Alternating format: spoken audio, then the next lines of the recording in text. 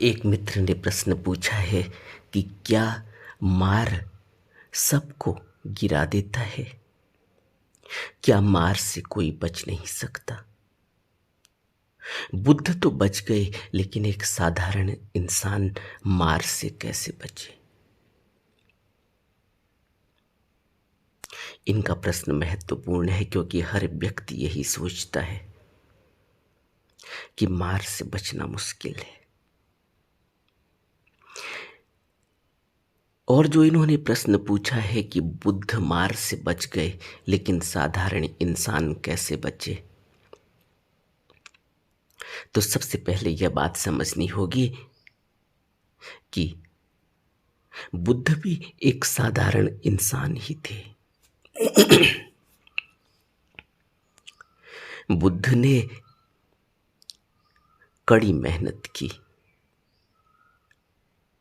बुद्ध का इतिहास, बुद्ध की जीवनी जब हम पढ़ते हैं तो उसमें कहीं भी ऐसा नहीं है कि बुद्ध असाधारण थे। समाज में ही रहते थे और बुद्ध एक साधारण व्यक्ति की तरह ही ध्यान साधना में उतरे, कड़ी मेहनत की, घर बार छोड़ दिया और जितनी कोशिश एक मनुष्य कर सकता है उतनी उन्होंने कोशिश की है। यह उनकी जीवनी कहती है, यह उनका इतिहास कहता है। ऐसा नहीं था कि उनके पास कोई जादुई छड़ी थी कि उन्होंने मार को दिखाई और मार उनके नजदीक नहीं आ पाया। मार यानी अंदर उठने वाली वासनाएं, अंदर उठने वाली तृष्णाएं, वासनाएं, कामनाएं, इच्छाएं, लोभ, मोह, ईर्ष्या, जितने भी विकार हैं, इन सब को अगर हम इकट्ठा कर लें तो हम कहते हैं कि मार एक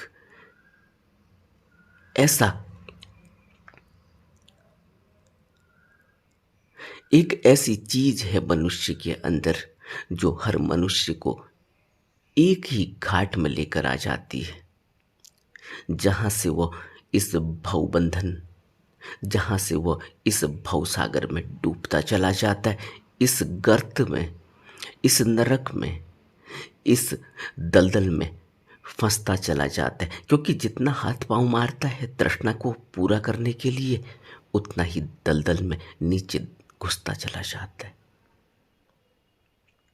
और बुद्ध का जीवन बिल्कुल ही एक साधारण मनुष्य का जीवन रहा।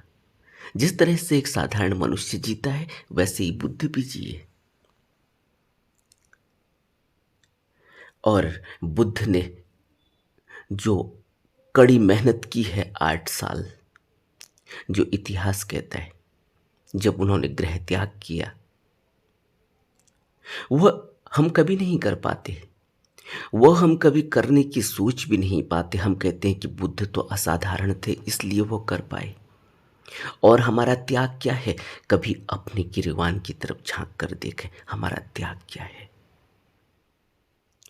एक वक्त का खाना अगर न मिले तो हम बिलबिला जाते हैं।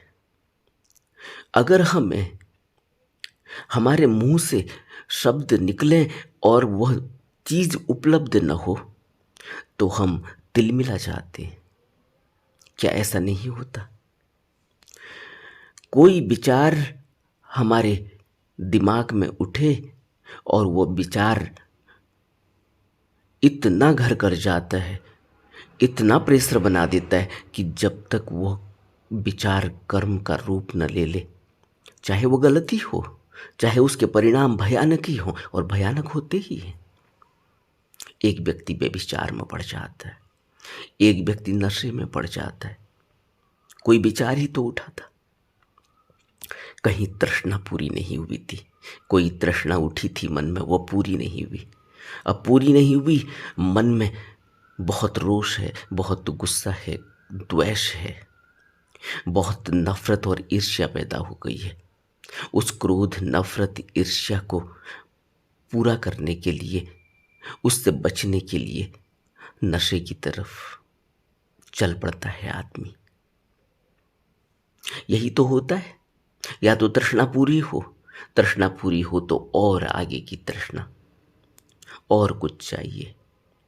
और तृष्णा पूरी न हो तो द्वेष घेर लेता है, क्रोध घेर लेता है, डिप्रेशन घेर लेता है, नकारात्मकता छा जाती है। और उसको उससे बचने के लिए, उससे निपटने के लिए मनुष्य क्या करता है?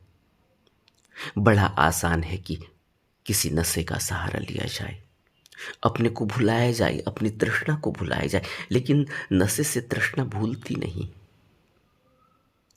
तो जो इन मित्र ने प्रश्न पूछा है कि हम क्या करें, बुद्ध तो असाधारण थे, हम कैसे मार से बचें? मार क्या है? मार है एक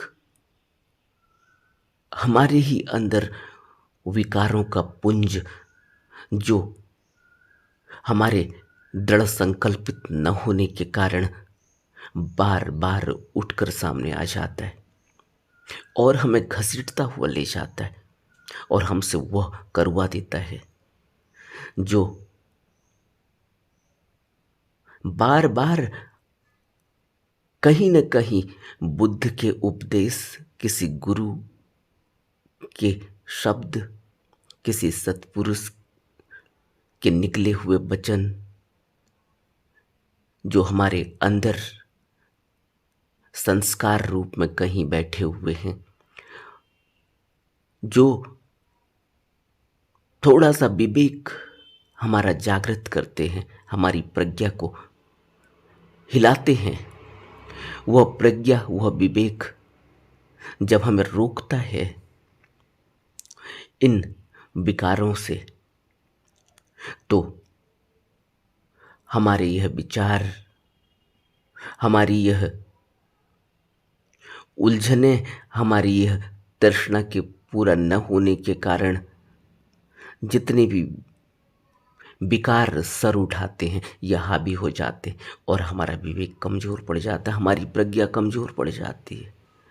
बुद्ध के उपदेश, किसी गुरु के शब्द जो हमारे कान में गूंजे थे कभी, वह कमज़ोर पड़ जाते। क्यों? क्योंकि हमारा दृढ़ संकल्प नहीं। क्यों? क्योंकि हमने ध्यान की तरफ अपना मुंह नहीं मोड़ा। क्यों? क्योंकि हमने अभी अपने हथियार डाले नहीं, अभी हमने शरण पकड़ी नहीं। इसीलिए तो बुद्ध का पहला उपदेश यही, पहली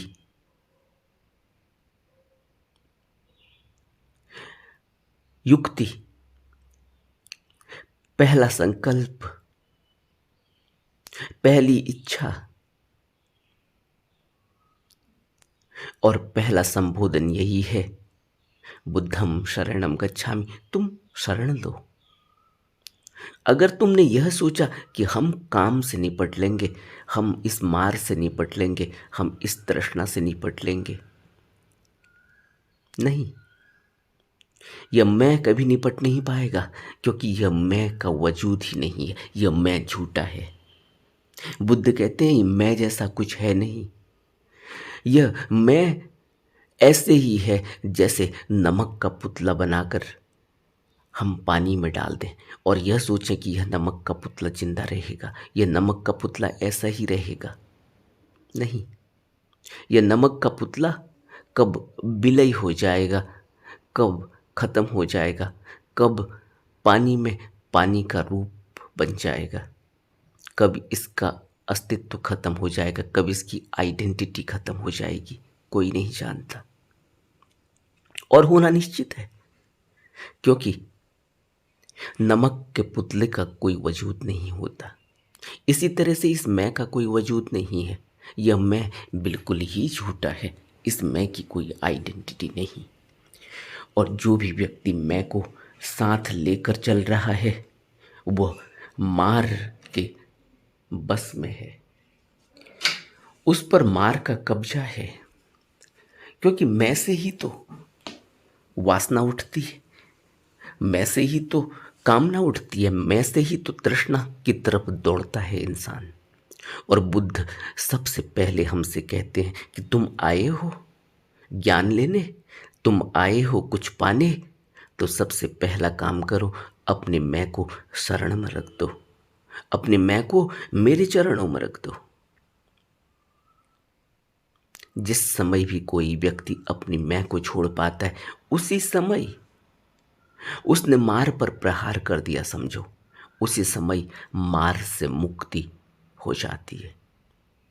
लेकिन शरण यानी सरेंडर बहुत मुश्किल है। इस मैं को खत्म करना, इस मैं को बुद्ध के चरणों में किसी गुरु को अर्पित कर देना अति कठिन है। अपनी आइडेंटिटी को खत्म कर देना अति कठिन है, क्योंकि पूरी जिंदगी हम आइडेंटिटी ही तो बनाते हैं। एक व्यक्ति सेंट डाल के ड्यूओ डालकर अच्छे कपड़े पहनकर निकलता है, क्यों? अपनी आइडेंटिटी को मेंटेन करना है, लोग जाने कि मैं कौन हूं। लोग जान भी लेंगे कि मैं कौन हूं, तब भी क्या हो जाएगा, मैं तो जानता ही हूं कि मैं कौन हूं। मार से ग्रसित हूं मैं, मार से पीड़ित हूं मैं। क्या मैं नहीं जानता? लेकिन मैं मानता हूं, क्योंकि मेरे पास एक सर्टिफिकेट है कि मैं साइंटिस्ट हूं, मेरे पास एक सर्टिफिकेट है कि मैं किसी देश का राजा हूं। लेकिन मार राजा को भी नहीं छोड़ता, मार किसी वैज्ञानिक को भी नहीं छोड़ता, किसी प्रोफेसर को नहीं छोड़ता। और मार है क्या? मार कुछ नहीं है। मार हमारे ही अंदर हमारी मैं की आइडेंटिटी है।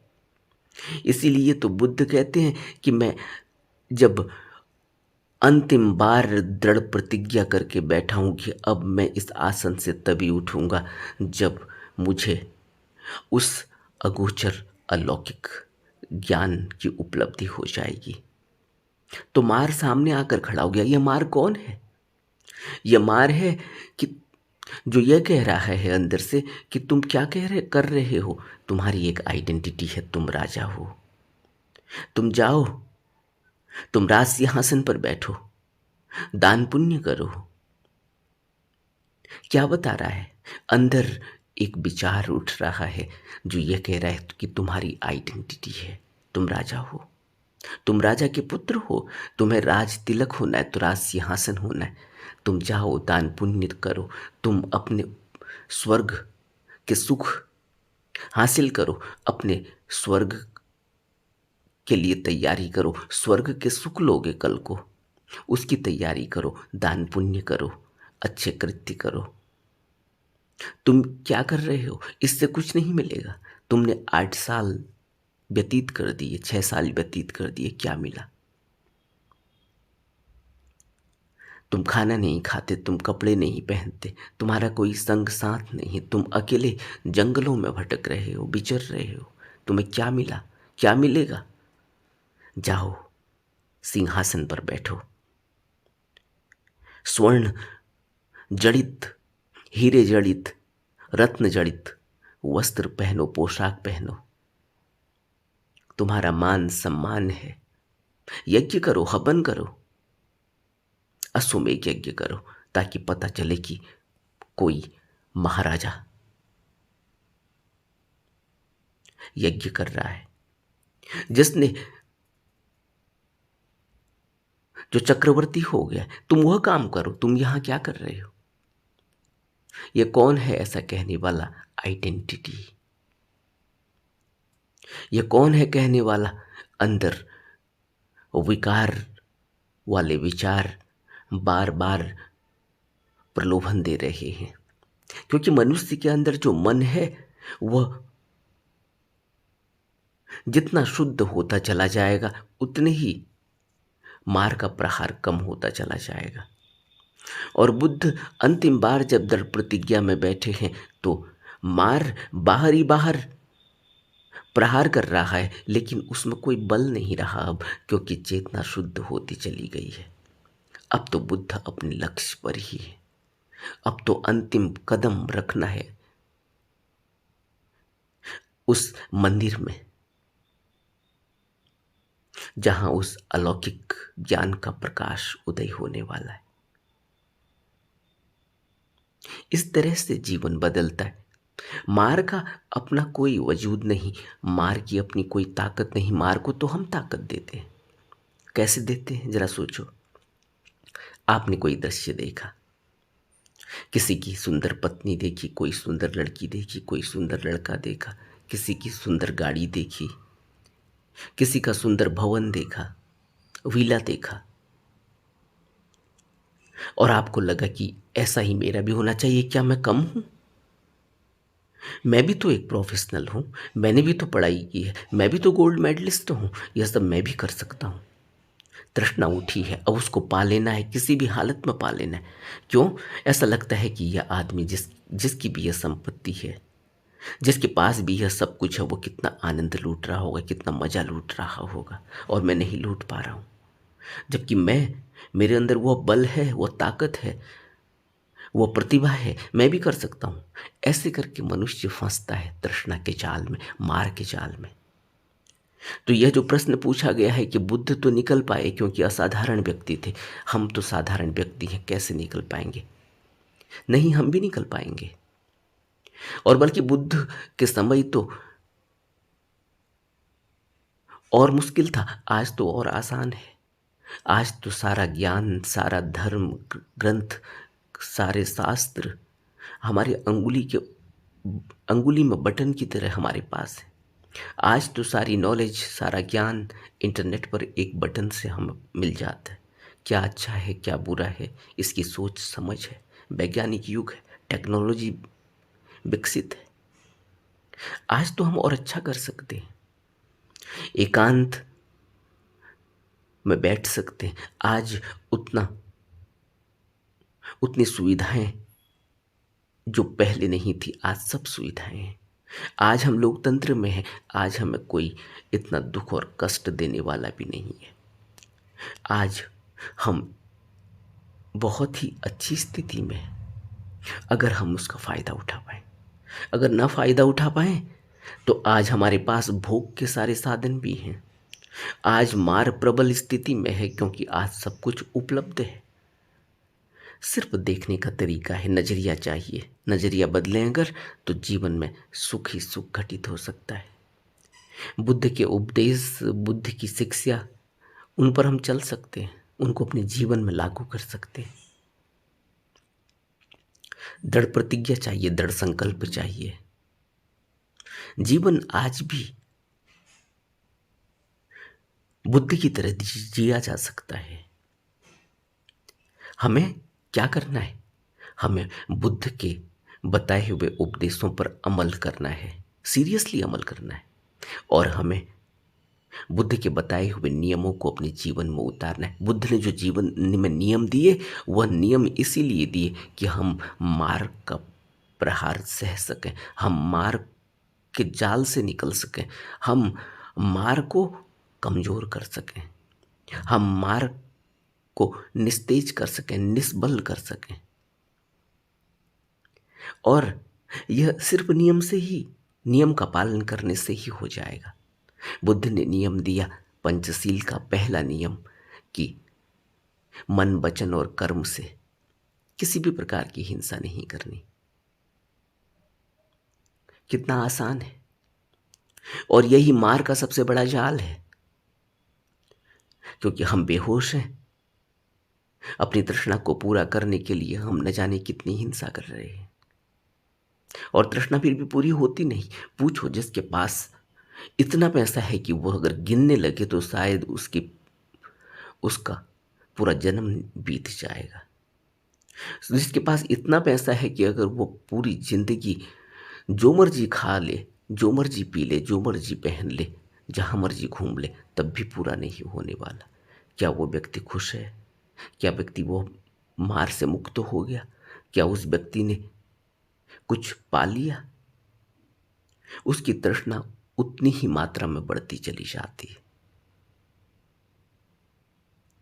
हमें विचार करने की आवश्यकता है, हमें जीवन को समझने की आवश्यकता है। बुद्ध कहते हैं कितना चाहिए?